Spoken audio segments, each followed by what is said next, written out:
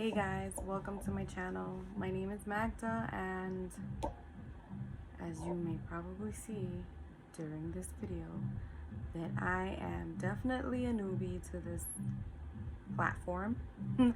um, I never thought I'd be here, honestly, making videos and uploading it to YouTube, but here I am, letting go of all fears.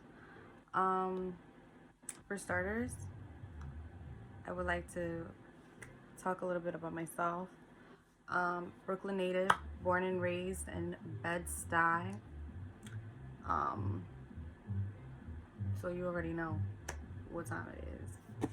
Nah, but in all seriousness, I pretty much decided to start my own YouTube channel simply because I was diagnosed with cancer as of last year, beginning of September. So I'm just gonna go along with this and try to make it as interesting as possible. I mean, there's nothing interesting about cancer. I mean, cancer sucks, period. But I felt that,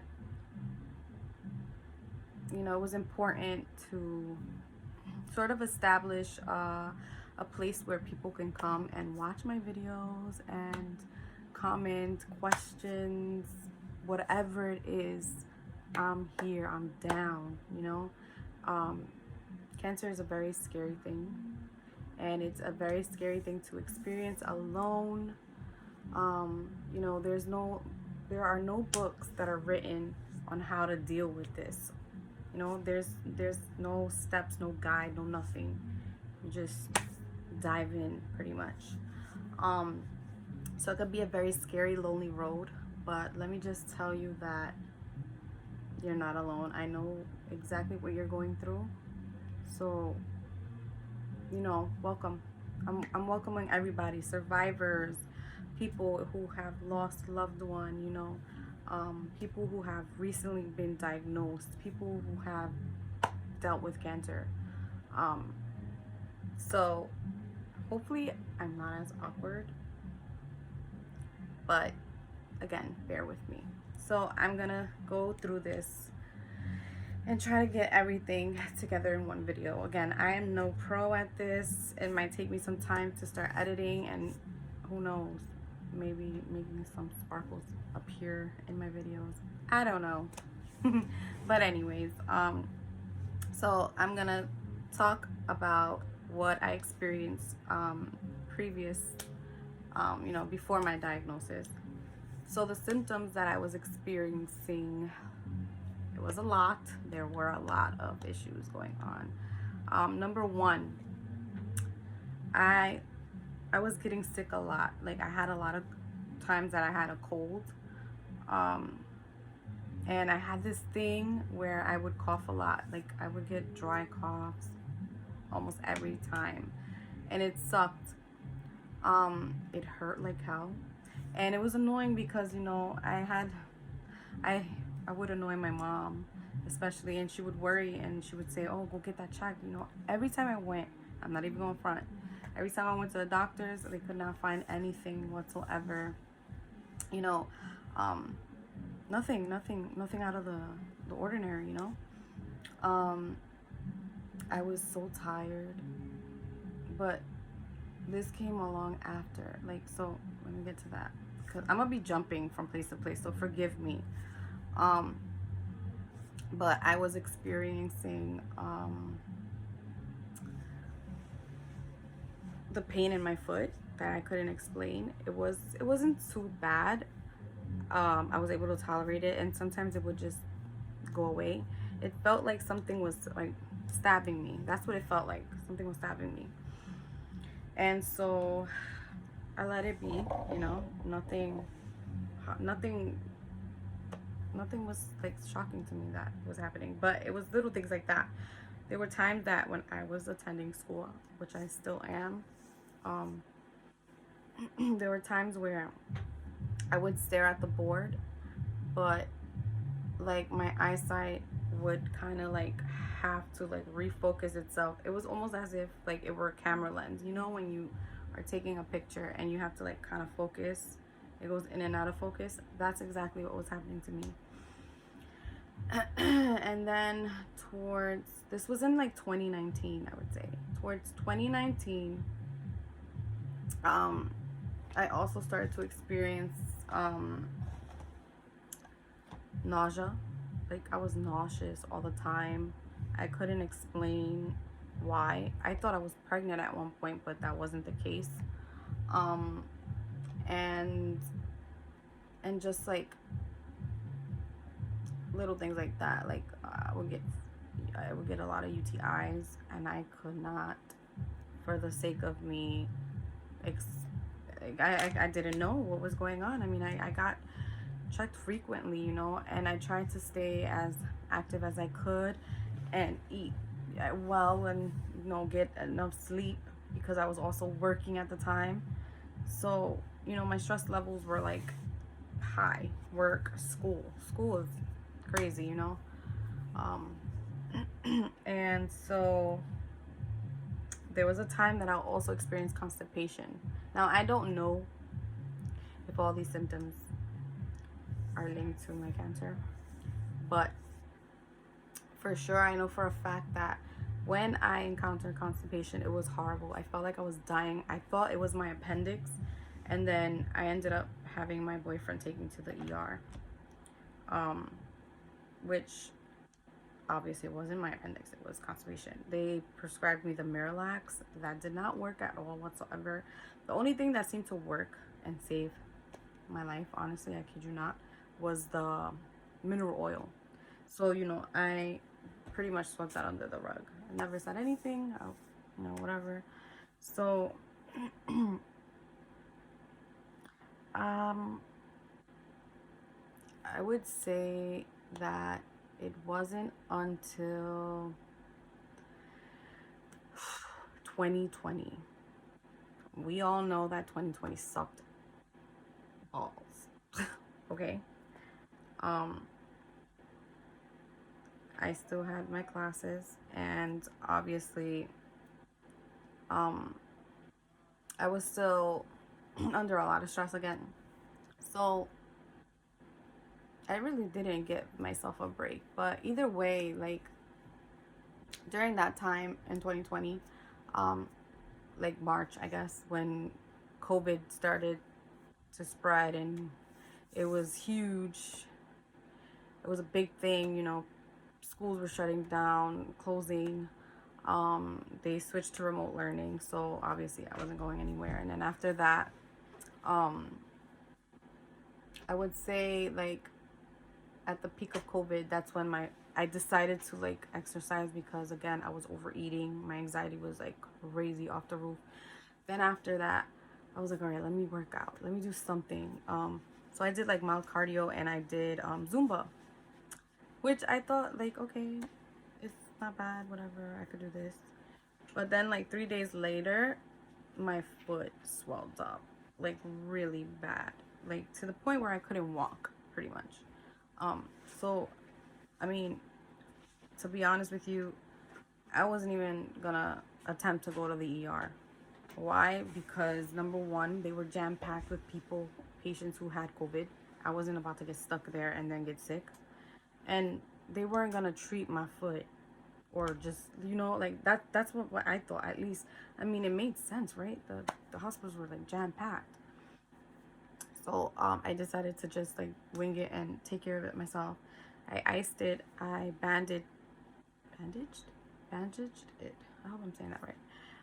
Wrapped it, and I also wore compression socks, because it came to a point where like my bones felt like they were just breaking apart from one another. I cannot explain to you the pain that I felt, but it was horrible. It was a horrible pain, and the swelling was horrible as well. Previous to that too, my foot would swell and get numb. Like, it was strange. I thought it was my circulation. That's what I'm telling you. I went to the doctor. I did every test possible, and nothing showed up. So You know, at this time I was like, okay, maybe it's, you know, during that time I thought it was the sneakers. I changed sneakers frequently. Nothing worked. So again, fast forward, um, you know, I wasn't about to go to the hospital or anything like that. You know, my mom was sick too with COVID, so it just made me scared even more, because it's like, what are we gonna do? You know, this lady, my mom was fighting for her life pretty much, so it was a very scary situation. But by the God of grace, she's okay. So I'm very thankful for that. But I waited some time, and it wasn't until, like, I would say, like, maybe the ending of April, mid-April or something like that, I was just so frustrated, because it became even worse, the pain. I couldn't take showers. I couldn't put my foot into the tub. I couldn't tiptoe. The pain was just unbearable. So I decided to go to one of those urgent cares. And when I got there, I was hoping to find answers. They did do an x-ray of my foot, and they couldn't tell me much. The only thing they said was that my pinky had shifted a bit, and they didn't know why. I asked, they didn't know why. And they were just like, maybe it was just, you know, the fact that I was wearing sneakers, or poor sneakers, like, you know, like the footwear was not, you know, good. So, I was like, okay. And I went home, and I was like, well, what am I gonna do now? You know, they just said to ice, rest, elevate, which was what I was doing from the beginning. So after that, I started to experience more pain, and I remember I woke up just like this, sitting up, and I stretched my neck. When I stretched my neck, it felt like something I never felt before. Like, I've had stiff necks, like, you know, like you wake up with a stiff neck. This time it was like I woke up, and then just like all of a sudden I turned my head, and it was like, what the fuck? I was like that for 2 weeks. I wasn't able to move. It was just horrible. Like, everything was just bad, bad, bad, bad, bad, bad, bad. You know, like, things just got worse over time. And so I was just ignoring it. Not ignoring it, but it was just the fact that COVID, man. Places weren't open. Some doctors, my PCP, like, was closed for a while. I don't know. It was insane. And then I'm gonna go back right now, but previous to my diagnosis as well, I forgot to mention that I would sweat so much. Like, it was disgusting how much I sweat in my sleep. And mind you, this was like in the summer, and we had the AC on, and I was sweating like that. So, like, it just got worse over time, and I was just sweating in my sleep, drenched, covered in sweat. So fast forward, you know, the pain subsided, and I was like, oh, it went away. It was already like June or so. So I still had classes. I had taken summer classes, and again, it was virtual, so we didn't have to go anywhere. And obviously stress levels were always high, because I mean, school is stressful, man. Finals are fucking stressful, okay? They suck. But let's see. I would say like in July or something like that, you know, I had told my boyfriend, let's go to the beach. Let's do something. I was so bored out of my mind, going crazy with everything. I needed to escape. So I knew that there was COVID, but I didn't care at that time, because I'm like, you know what? We're going to be in an open space. There's not going to be a lot of people. We go early, and we're out of there by like early afternoon, midnight, 12 o'clock p.m. Let's just get that straight. So whatever, we met up with his cousins, and you know, obviously I was walking with a limp, and the sand didn't help. Excuse me real quick. Somebody came to see us. Look, this is Abby. Mwah. Sorry. But yeah, so walking in the sand was not ideal. It just made everything worse, honestly, because I don't know what, remember, I didn't know what was going on with my foot. So, you know, I made the most of it. I made the best of it. I tried to enjoy the time that I was there. I was tanning. I got into the water. Everything was great. And then once we were leaving, walking on that sand just made everything worse. It's like it kind of like triggered the pain again or something, you know? And so initially I couldn't walk after that. Like it felt as if something under my foot, because I felt something under my foot, like under the foot, like my muscles were like pulling like that. That's what it felt like. It was so weird. So that was July. Towards the ending of July, I was like, okay, I can't do this anymore, because we came back home and I was just telling Josh to rub it. You know, I would always tell him to rub it. Like I felt something, it hurt. Maybe I had strained a muscle. I don't know. And he felt it too on top of my foot, like literally in between the pinky and the fourth metatarsal. So when I decided to go to the doctors, I saw a podiatrist, and you know, immediately he assessed my foot, felt it, and he did say that there was a mass there.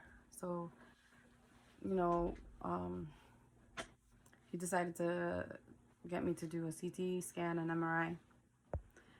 MRI and an X-ray. So obviously we all know that things are not done from one day to another. The first one that I got done was a CT scan, and obviously it did show something there, so it needed further testing. Obviously, it is why he sent me to get the MRI. But unfortunately, insurances suck, and you need authorization in order to get those tests done. So it took a little bit longer than it was supposed to. And so luckily, you know, technology it has advanced so much. So, you know, I'm grateful for that, because I was able to get my results like that. However, I'm not a doctor, and when I got the MRI done, it said a lot of things that I didn't understand. You know, it did say that they found a mass. I forgot what size it was. It was like 5 something. I don't remember. 5 something centimeters. And it did state that it was wrapped under my foot, like under the fourth metatarsal. Again, that's what I felt. And then when I got to the bottom, it said carcinoma. Carcinoma. Now, for those who don't know what carcinoma is, that is related to cancer. And I knew that already. I just was like shocked, because I'm like, okay then, so I have cancer now. So I remember just coming home and freaking out and crying and telling Josh, like, oh my God, I have cancer. I'm like, I don't know what the fuck to do. Like, you know, so I had to wait the week. And when the week came, you know, I sat down with the podiatrist, and he stated that, you know, they did find something there. And I asked him, so what does it mean? Like, why does it say it's carcinoma? Like, is it cancer? He was like, well, we don't know yet, but that's why we have to do a biopsy. So the biopsy came. Well, actually, the biopsy didn't come. He referred me to an oncologist.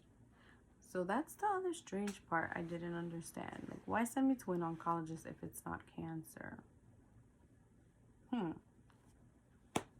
Well, I ended up getting the referral. However, I was supposed to call to make the appointment.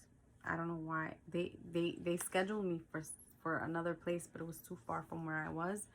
And they didn't have anything till like for 4 months.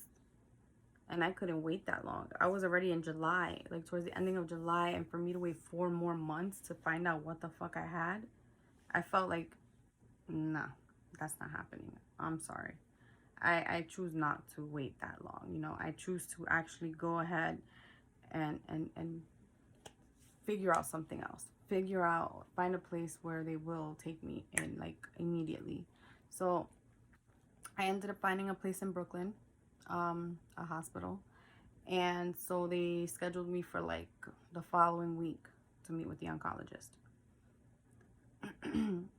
The week passes and I finally meet with the oncologist. And so I'm talking with him and we're going down a list of, like, a checklist. He's checking things off, like, you know, asking me questions like, okay, how have I been, how have I been feeling? Does that make sense? Oh, my brain, I swear, chemo. What I was feeling, you know, before everything, before the CT scans were done, where the pain was in my foot, how severe it was, things that I was feeling, you know,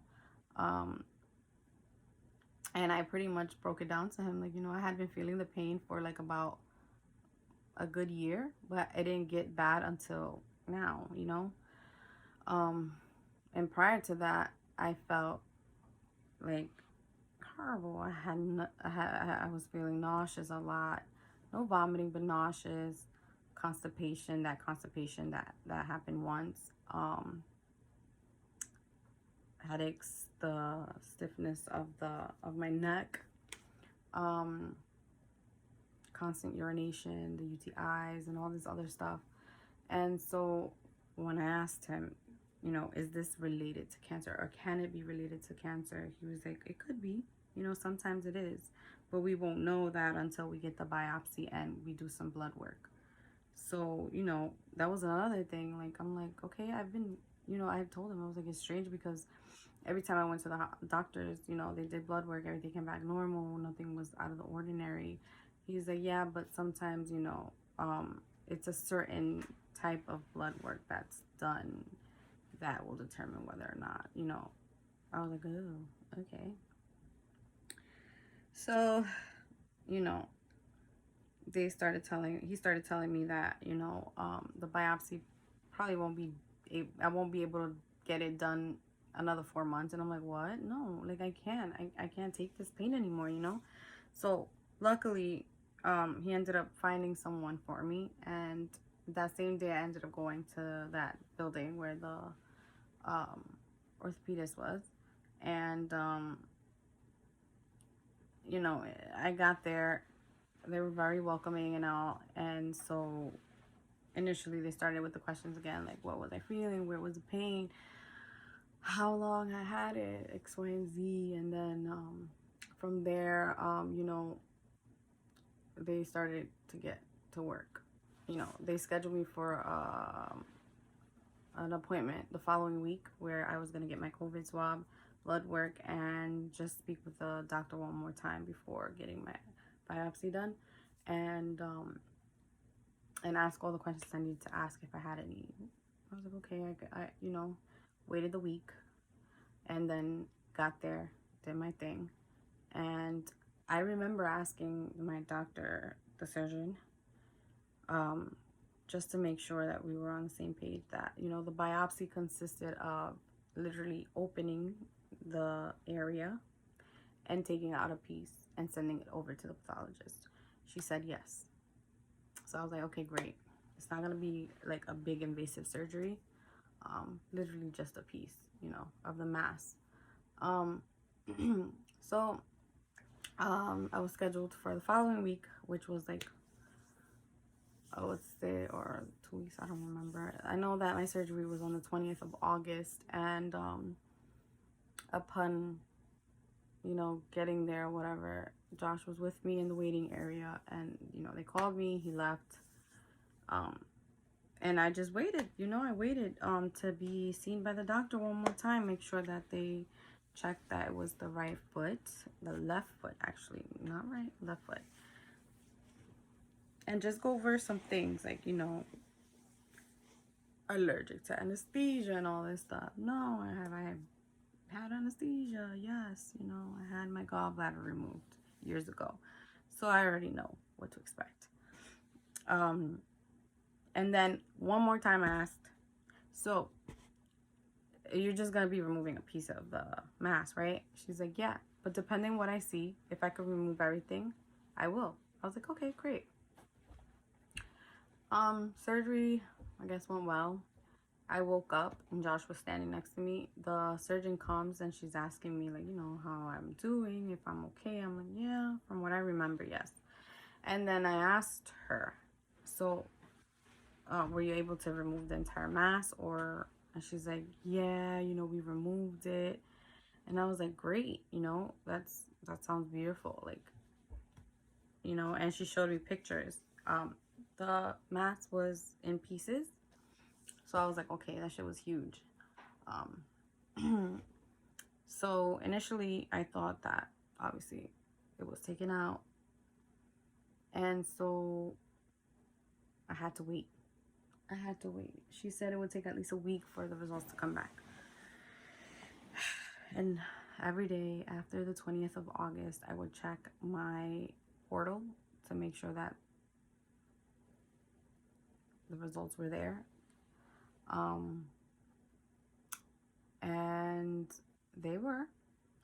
However, they weren't able to find out what it was. So they had to send it somewhere else.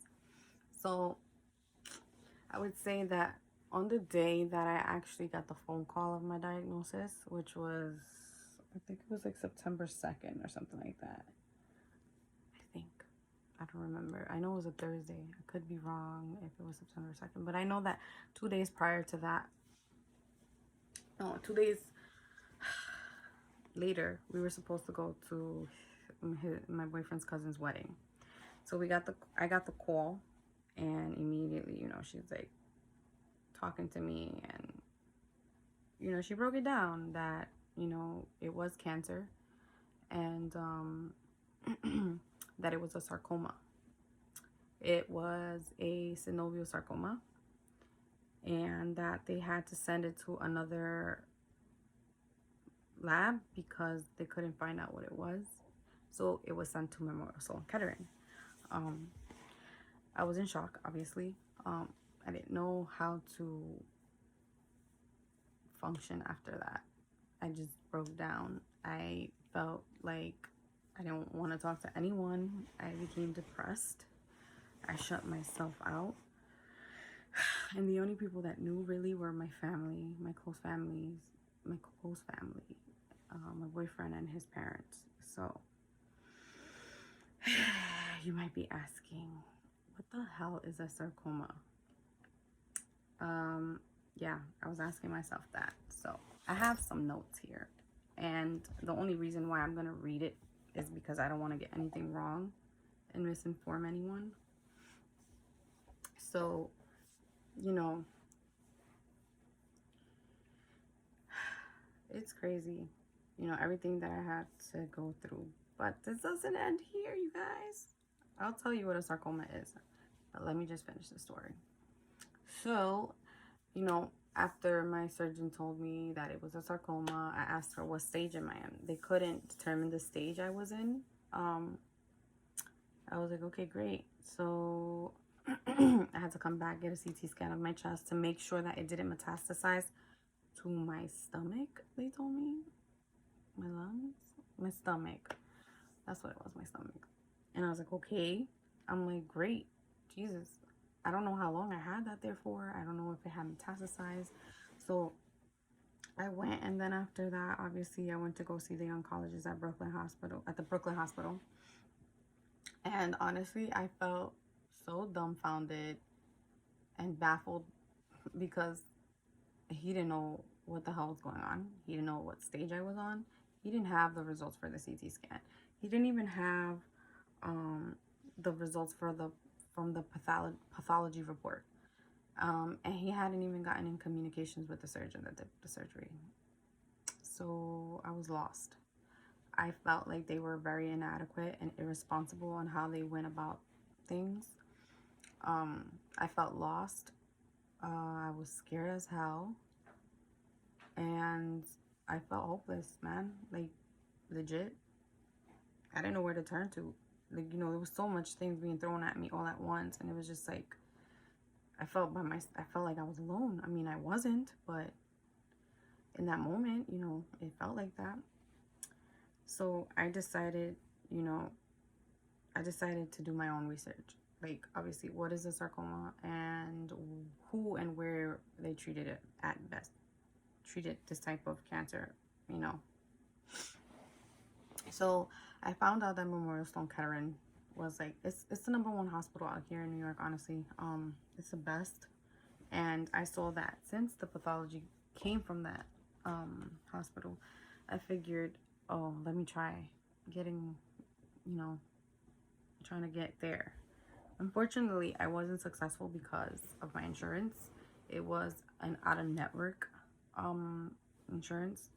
So, you know, I felt like I was fighting my way through this shit, trying to figure out what am I gonna do next, you know. And so obviously I had to suffer a little bit to get to the right place, and eventually I ended up finding my doctor at Columbia Presbyterian. You know what, the thing that sucked the most was the fact that, you know, your primary care physician is supposed to do all the referrals for you, and they weren't helping me at all.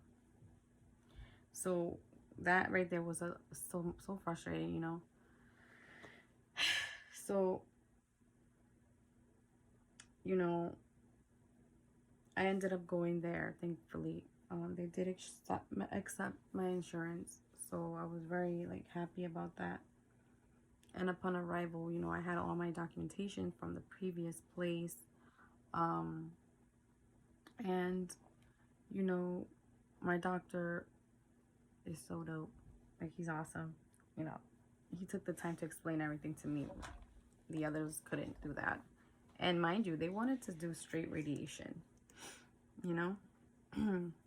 So what they told me was that, you know, obviously it's a rare type of cancer, and there's about 12,000 cases per year. The complications of sarcomas are that there's about 100 types of them. But synovial sarcoma is the fourth common sarcomas, and there are about 4 to 5,000 cases per year. So it's not that bad, right? But still, like, they never heard of it at the other place, which was crazy. And usually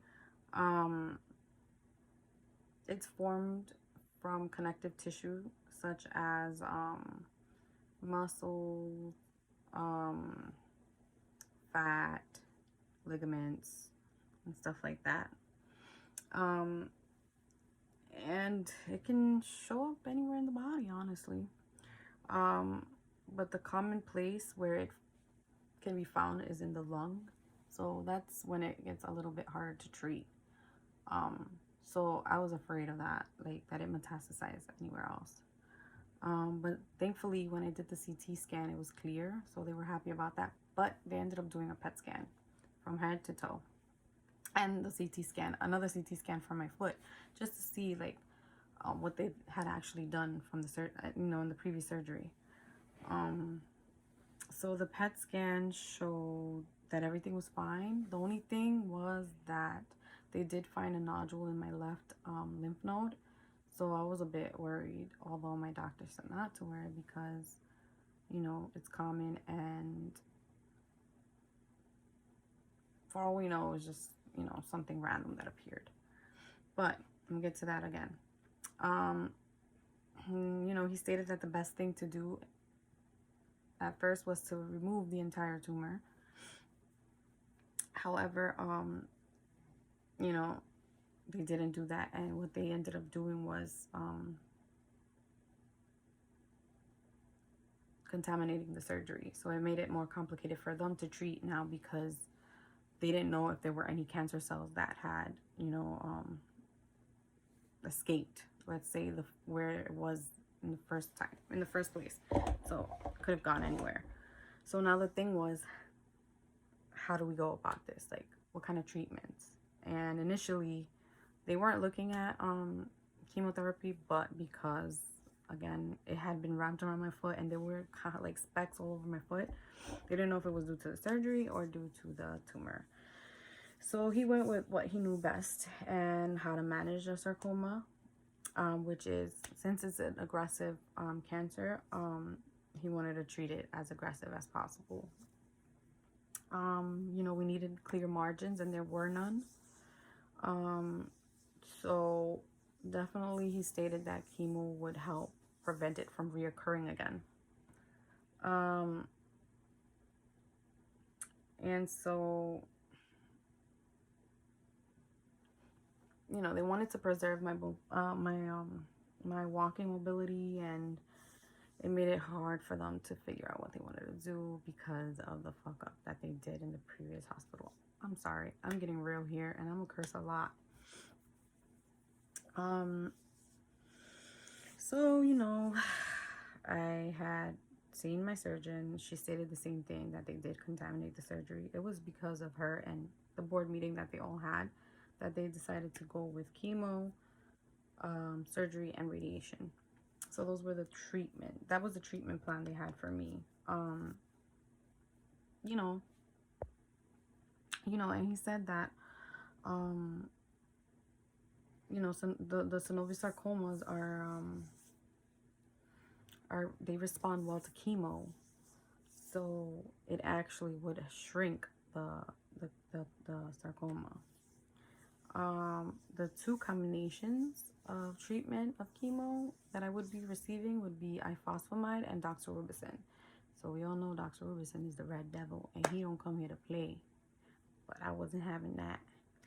So, ifosfamide and doxorubicin, you know, he stated that these treatments would cause, could cause infertility, which is, I'm telling you, I don't have nothing but good words and good things to say about these doctors, because, you know, he knew that I didn't have kids, and I know that that was one of the most important things that he could ever ask, you know, to see if I was interested in doing the fertility treatment, and they would help me. So I'll talk about that in another video, but you know, he stated that it could cause it could cause a lot of things, and one of them would be, you know, it would affect my heart. Excuse me, couldn't figure out the word. So it would affect my heart, but it was more common in older people and older people who suffered from heart problems. But because I was so young, you know, I would probably be okay. But excuse me, but either way, they would check like my heart before and after. So he said that the ifosfamide would make people crazy, like patients act a little out of the norm. And obviously, it would also cause loss of hair, fatigue, nausea, you know, all those icky, nasty things. But, you know, the hair was the least of my problems, because hair grows back, you know, and if anything, you had wigs, you know, and hair wraps to make yourself look and feel beautiful. So the approach that they used, yeah, it was aggressive, but I wouldn't have it any other way, honestly, because I felt so unsafe over there and scared and lost at the other facility, and it was just like, what would have happened if I would have stayed there, you know? Those are the questions I always ask myself now. So with this being said, you know, the importance of getting yourself checked regularly, even if it's something that you feel like that is off, it doesn't feel right to you, I suggest for you to always follow your gut, your intuition, and get yourself checked, because you just never know. You know, I'm not trying to like say that you have cancer or anything, but it's like, it might not be cancer, it might be something else, you know. So the importance of, you know, getting yourself checked, it plays a major role in your life, and you can never take your life for granted, or your health, you know. And I felt like I was doing that. I was always chasing the fast life, you know, trying to get things done, not worry about my health and stuff like that. But most importantly, what I want to leave here is that if anyone in your family or yourself, you're going through something like with your health, could be cancer, could not, or it couldn't be cancer, but most of all, if it's something life-threatening, I suggest that you always seek a second opinion, because I can't tell you enough how much that helped me. And it's like I said, and I've told my boyfriend time and time and again, you know, this is a learning experience for me, and I've learned so much about myself and how everything within the medical field works, honestly, because insurances are complicated to understand. And if you don't seek the proper help, you're going to be stuck, you know, not getting the help that you actually need. So, you know, just give yourself time to like focus on yourself, and most importantly, don't give up. You know, don't give up at all. Seek your second opinion if you need it, and get the proper treatment and the proper care that you actually need, because I can only imagine what so many people have to go through in their lives. You know, they don't have the proper resources to back them up, and it just really sucks, you know. So I hope that this video brings you some type of comfort, and you know, just know that what I'm trying to do here is just form a community within ourselves, amongst ourselves, and just hope to maybe inspire somebody, you know. You're not alone, and just remember that, keep fighting the good fight. Peace.